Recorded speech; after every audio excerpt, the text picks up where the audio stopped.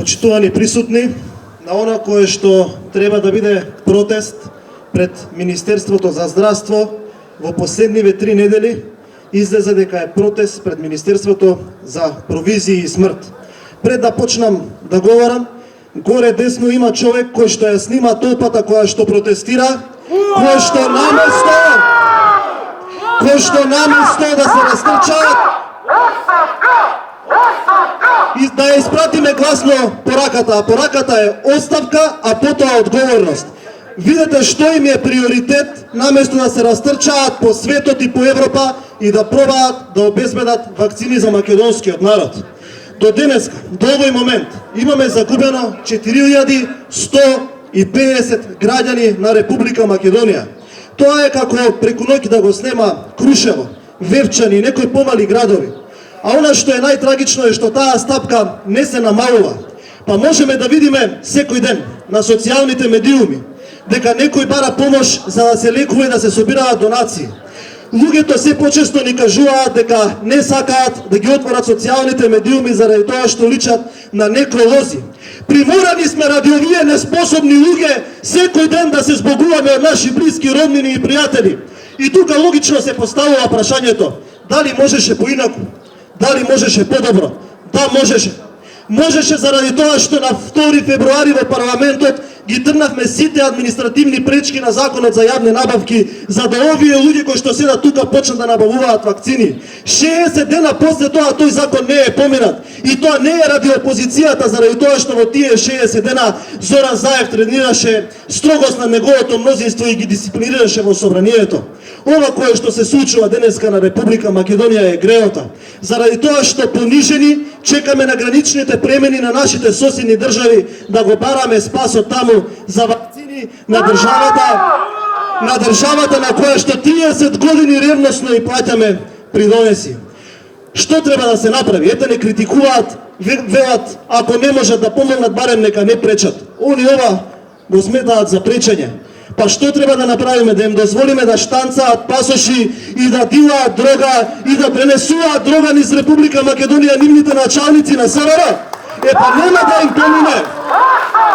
Нема да им помине.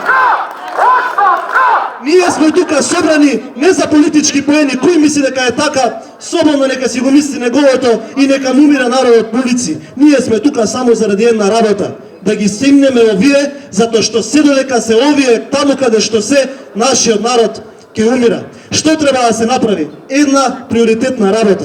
И јас ве уверувам дека од тој момент се ќе тргне подобро. Оставка на Заев и Филипче.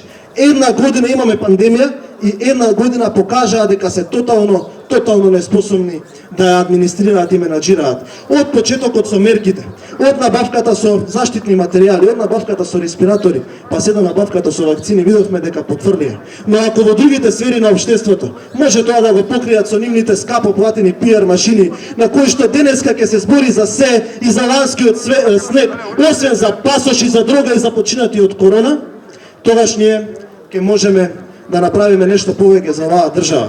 А до тој момент, додека овие луѓе не се тргнат и не додат луѓе што знаат и да ја менаџираат оваа пандемија, не заради ВМРО ДПМН, не мора да е никој од ВМРО ДПМН или од нашата коалиција, да е човек што знае и човек да ги спаси животите на нашите најблиски, а некој ќе отидеме дома да се тресеме и и плачиме дали кога ќе ни задзвони телефонот, ни звони некој пријател да ни каже дека некој наш близок кој што лежи во болница е починат.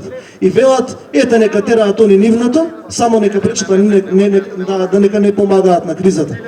Тоа може да си го заборават, заради тоа што ќе бидеме тука, се додека и последниот граѓанин на Република Македонија има опасност овие неспособни луѓе. А она кое што се случува во изминатиот период со дрогата и со пасошите, ќе кажам само една работа.